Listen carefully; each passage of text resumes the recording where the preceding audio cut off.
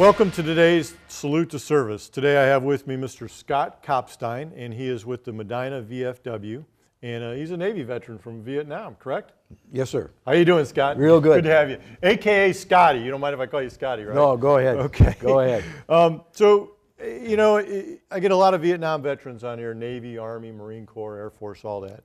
And you guys are kind of starting to be the new generation of veterans. There's so many of you. And you've taken over from the world, you know, over the World War II, held that helm for so long.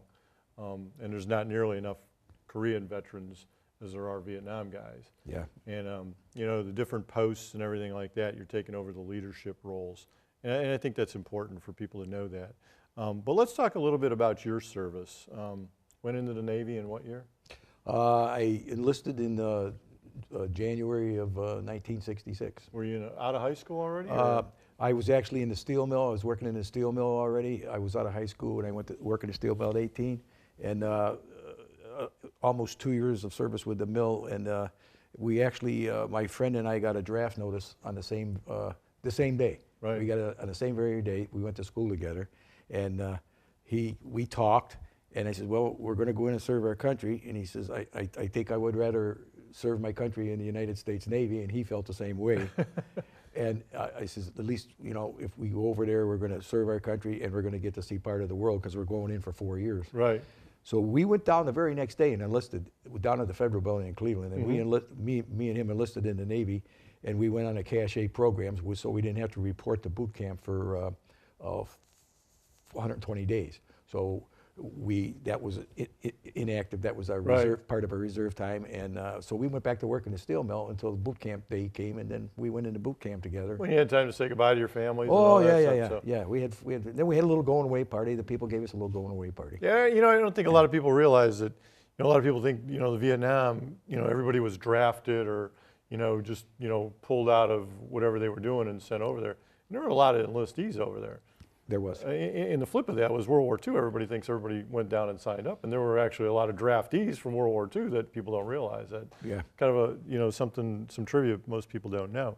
So why the Navy though? I mean, any particular reason? You like water? Well, it wasn't so much about not, you know, laying in water. Of course, I fished all my years when I was younger. I mean, I've spent a lot of time in the water, but it was an opportunity that we knew that we were going to get to go see large parts of all the world, because when you're in for 4 years, that's a long time. You'll sail a lot of places. And the particular ship that I was stationed on, the destroyer, we were out to sea a lot. Right. So we went, you know, the Mediterranean, the North Atlantic, down in the Caribbean. Of course, we spent several months in Vietnam, right on the DMZ zone. That's where we spent the whole time. So when you joined, you went off to basic training. Where'd you go to basic at? Great Lakes Training Center. Was your dad in the service, or? No, none of my family was in the service except for my oldest brother Vince. He was in the Coast Guard. So no real warnings about what to expect when you went in. So when you went, was basic what you expected, or? Well, not really. It was completely, really weird. To say, discipline. The discipline thing was, I think, it was the greatest thing they put across to you through the basic training. The weird part about our basic training was the year that we went, it was extremely hot. Where'd you go to basic? Great Lakes. Great Lakes, okay. It was a real hot summer, and we didn't, almost anybody that goes to boot camp goes through a lot of physical training. Right. Well, because of the extreme heat, all we did was classes. We never. Oh, they took it easy on you. We never. You got over, as they say. That. We never went through the extreme physical training part of the boot camp. A lot of schooling, though. You know, a lot of training. It was a great experience, and I think it lasted like 9 weeks. And then we got sent home for a week, and then we had our orders to where we were going to go. So when you get out of basic, did you go right, you know, after basic and you come home, do you go right to a ship, or right to a ship? So you don't go off and learn a specific job somewhere or anything like that? No. So where'd you go? Where was your first duty station? Mayport, Florida. And the unfortunate part, when I got stationed down there and left Cleveland, the airlines were on strike and I had to take a bus. Oh. Yeah. I don't even want to tell you about that. It was terrible, terrible. I rode Greyhound one time, and it's amazing the little towns that Greyhounds. You think, well, I'll catch a Greyhound bus from here to New York, and you think you're going to get on it and stop in Buffalo and go to New York. But Greyhound stops in every little town, and it'll take you a week to get to New York. Actually, I think the trip down there, it was like a 38-hour bus ride. Yeah. But we transferred it, I don't know, 3 or 4 times on the way down there. And you stop in little towns, and little places that you don't even realize have a bus stop. And I didn't know any better, and I wore my, because I was just out of boot camp, and I wore my dress blues, and it was like 80. The bus had no air conditioning. Oh my goodness. Oh, I died. So you see, you wrote your dress blues down there. We know, the end of the Vietnam War. A lot of people were, being told not to wear their uniforms in public. Any problems going down there in your uniform? Anybody? No, I was not going out of boot camp, going down to the ship, and I spent 3 years on that ship. So what kind of ship was it you got assigned to? It was we're called tin can sailors. Mm-hmm. It was a destroyer. So okay. and it was 365 feet approximately in length, and 40 feet in width, and you had about 3 decks below the water line. Our living compartment was in the very forward part of the ship.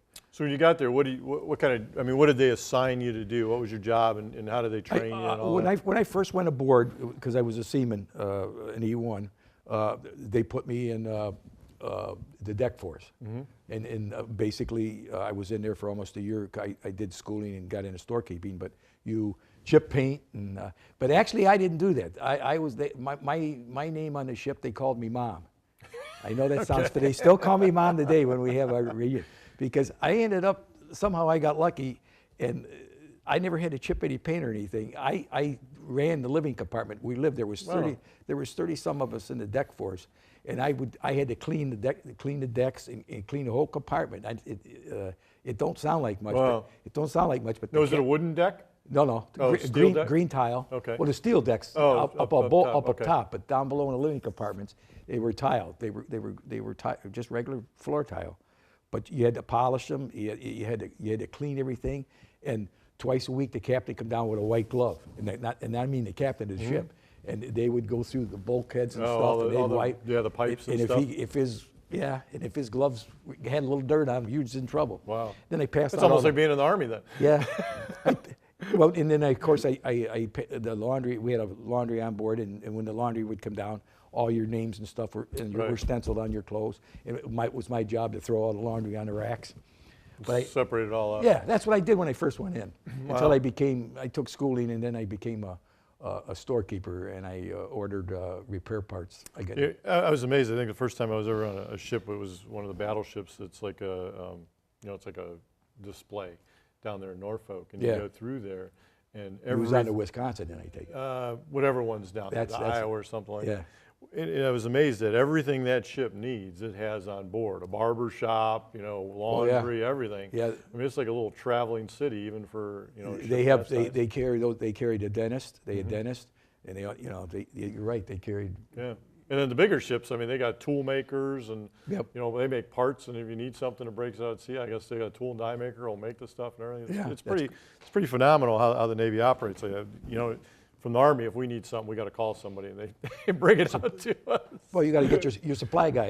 We get the supply guy to go get it.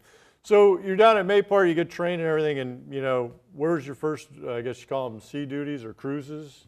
Yeah, that was kind of ironic too. We knew we were going to go to Vietnam, but as soon as I got on board, the very first day, we were getting introduction, you're meeting everybody and that, and then he says, "Boy, you just lucked out. You got here just on time." And I said, "Yeah, where are we going?" "Vietnam." So it was your first cruise? First cruise was Vietnam. Oh. Yeah. So how long did it take you to you go through the Panama Canal? Yeah, we left Mayport, and we went down the Atlantic side, and then of course it took a whole day to go through the Panama Canal, which was very interesting. When we got in, it was 105 degrees that day. Mm-hmm. And when we got in the middle, the captain, we didn't know this was coming. The captain shut the ship down. There's a man-made lake in between, and you hear swim call, and all of a sudden I look up. These people are jumping off the bridge. Really? Yeah.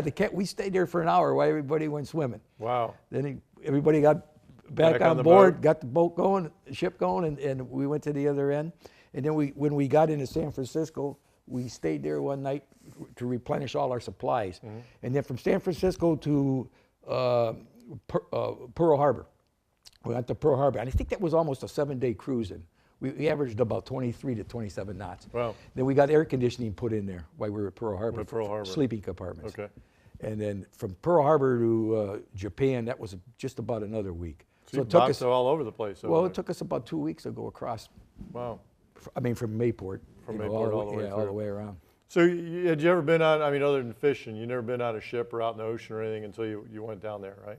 No. So not- as a young 18-year-old kid, yeah. is that, I would imagine that's pretty like, I mean, I can remember some things in the Army the first time I did them. I would imagine going through the Panama Canal is kind of like, Well, wow, I have all the pictures and stuff. Yeah, it was really phenomenal. It was neat.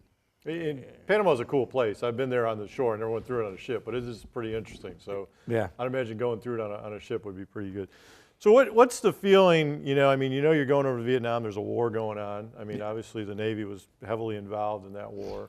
You know, destroyers were going into Da Nang Harbor, they're going up the rivers and everything else.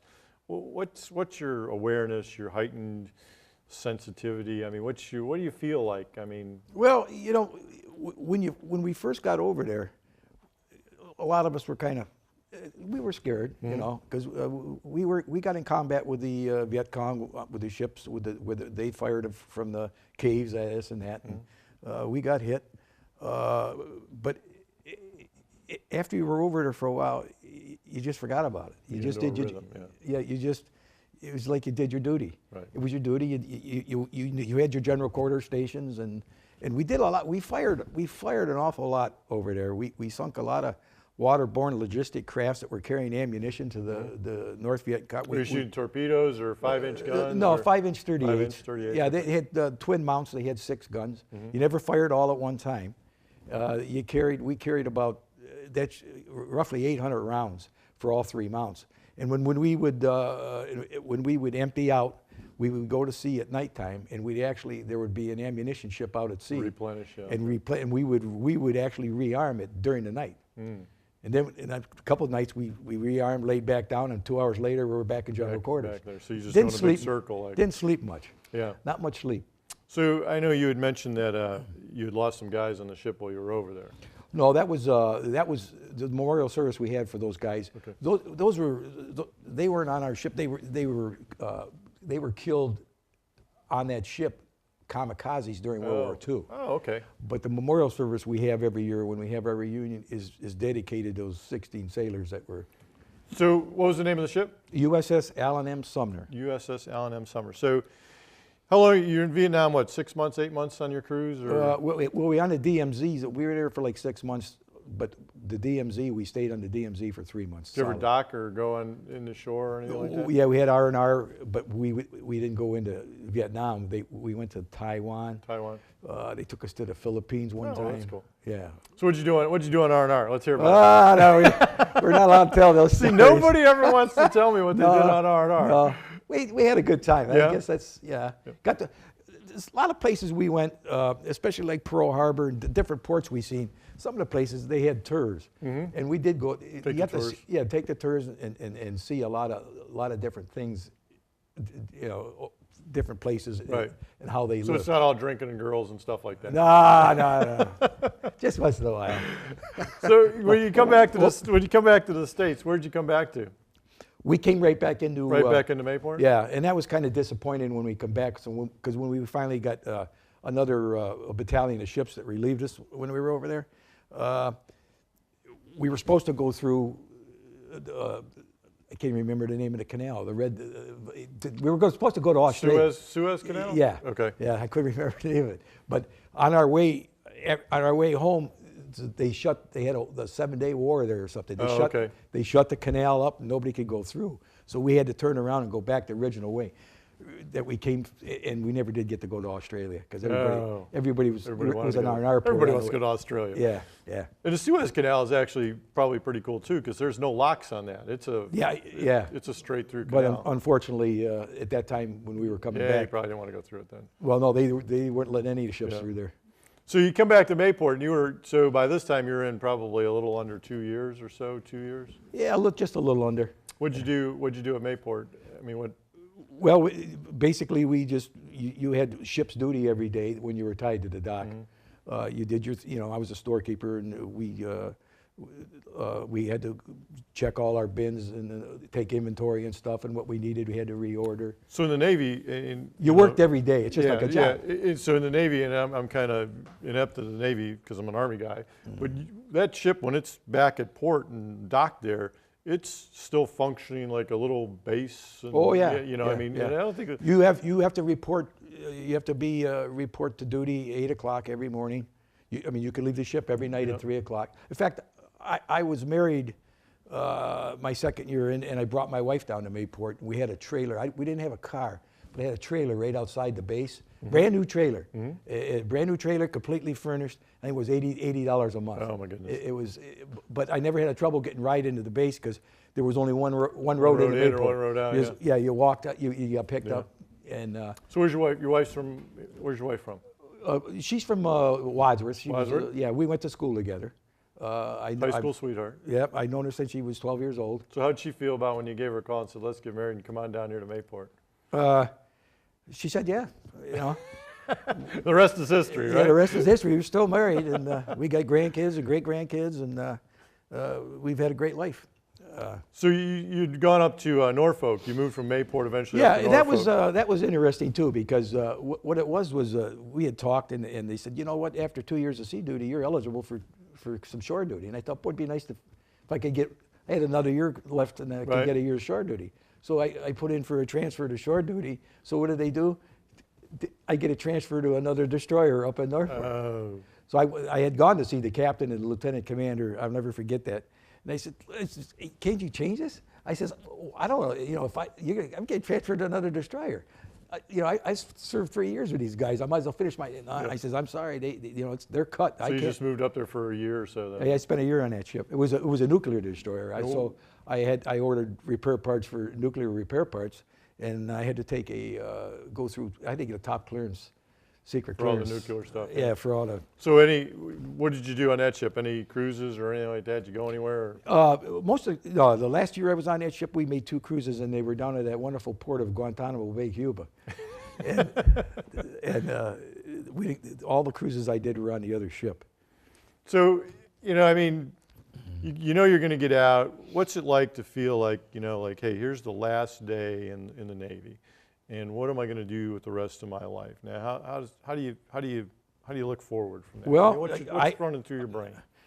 I was extremely excited. I regret not staying in the reserves, in the Navy reserves. I always look back at that, and but you can't go back. But the day I got out, and my wife we had just had our first child about 30 days before I got discharged. So I had a little baby. I had a job waiting for me back. I had 2 years with the steel mill, so I had a job at the steel mill when I came back. You were coming back to work. Yeah, and it was a good job. Right. And so I knew I was going back there.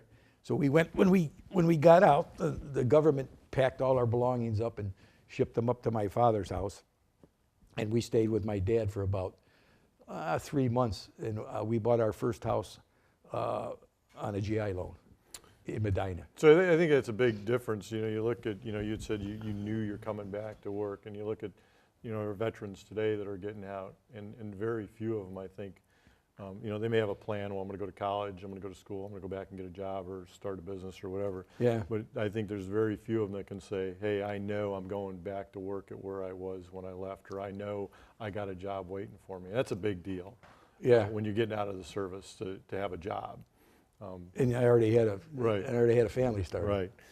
So you came back, you settled down here in Medina, and you went back to work at the steel mills. Yep. And how long did you work at the steel mills? Well, I stayed there till I was in there for like 31 years. That included my 4-year service time. And in 1994, I decided, of course, LTV had financial problems, and they were going to go under, and they had already just come out of bankruptcy. Right. And the courts, we were allowed to retire with 30 years service with full pension. So I remember coming home that night and telling my wife, you know what, the end of this month, I'm out. It's time to go. And she starts crying. She says, oh, we're going to lose the house. What are you going to do? Because I was only 49 years old. Right. when I retired from there. And I said, look, I'll find something to do. We'll be all right, yeah. We'll be fine. And, Yeah. and of course we are. Everything worked out fine. So you're obviously involved in the Veterans of Foreign Wars there in Medina. When did you get involved with the veterans groups? Was it right when you came home? Was it after you retired? Or I didn't get involved with the veterans group. I joined, I think it was in 1970 or 19, I don't even remember what year it was. When I first joined, I didn't get really involved with it. I was at that particular time, I got involved with coaching Medina Rec basketball. Oh, okay. And I coached Medina Rec softball for over 12 years. really? I coached all my granddaughters, and it was a great. God bless. I coach Little League, and I'll tell you, God bless you if you're coaching girls softball. That's tough. It was fast. Oh, it was great though. It was a great experience. Some of the girls that I coached, they still remember me, but I don't remember their names. Right. So, but it was fun. It was a great experience. But after I got out of the coaching aspect, and then I really got involved with the Medina VFW post, and I took a chair, an office seat in there. So what I mean, obviously anyone in the military has a sense of duty and a sense of service to country and community. You think that's what makes us get involved in these organizations? What draws us to these organizations? Being a veteran and having served your country, and you reach a certain age, and of course we're all in our middle upper 60s, and you want to give back. Right. You want to give back, and that's what we do. We give back. And it's We a sense help. of camaraderie too. Yeah, it's camaraderie, but it's just giving back. That it's rewarding. It's so rewarding. So what do you think you took away from the military? I mean, you come back, you work hard, you retire, you're successful, you're helpful in the community. What do you take away from the military that you think you brought to the civilian sector or to the VFW today? More respect for different types of people, what they do, and you have such more knowledge of life. Right. It's unbelievable. I I tried to get my grandkids to go. None of them will go. Right.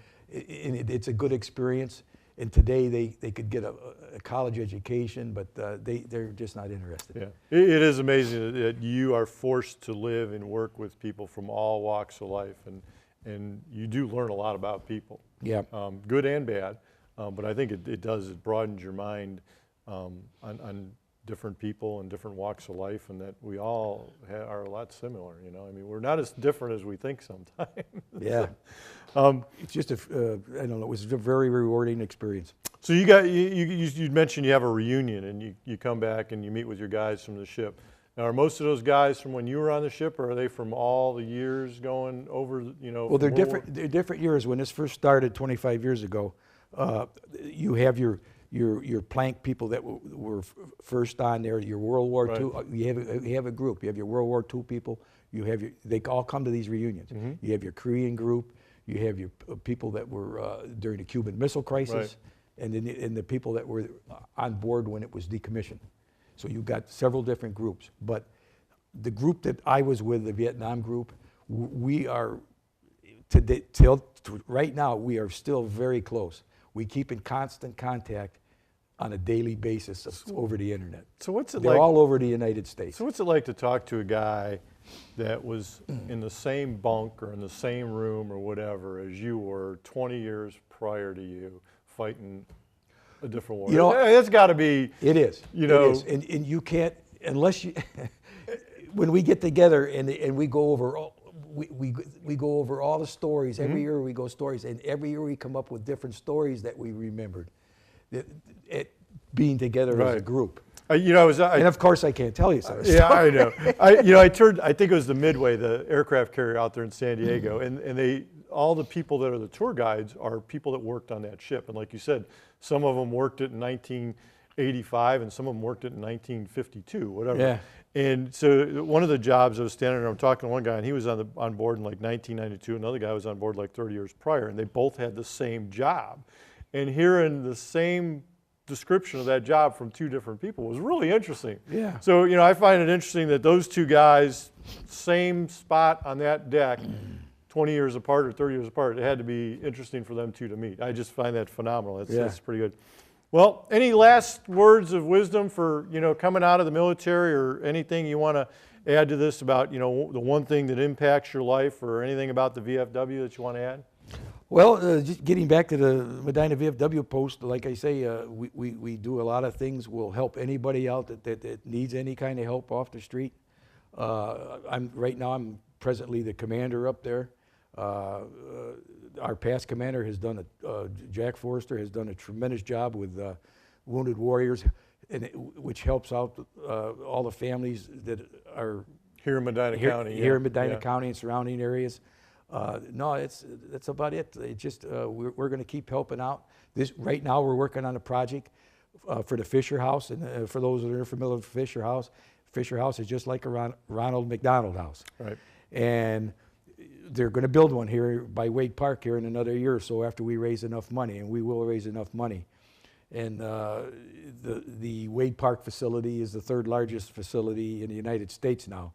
And all our combat veterans that are coming home from war now that are severely injured, they are being transferred straight to Wade Park. They're bringing them from other hospitals to Wade Park for specific specific treatments. And you know, to add to that, the Fisher House, they built one down in Dayton. They are absolutely beautiful. I toured that house down there. Okay. They are phenomenal homes. And what they do is, you know, if your loved one's a veteran and he's in Wade Park Hospital or being treated by one of the area hospitals there too, because some of those vets are being treated by the other area hospitals, that your family can go there and stay, and they don't have to worry about paying hotel bills. They don't have to worry about paying groceries. Everything is provided for them, and it's a community environment.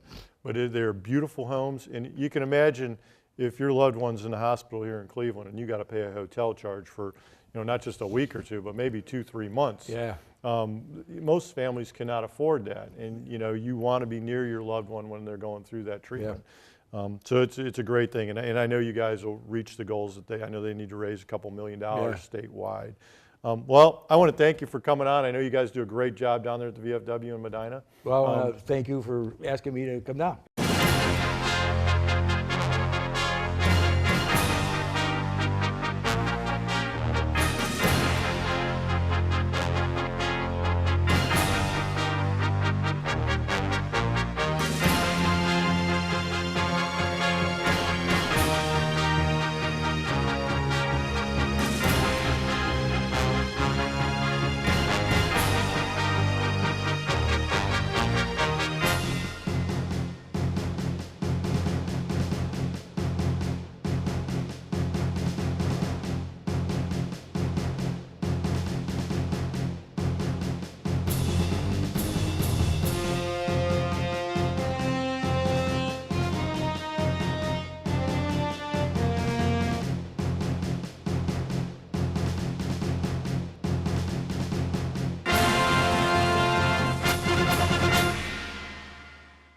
I want to be a pediatrician.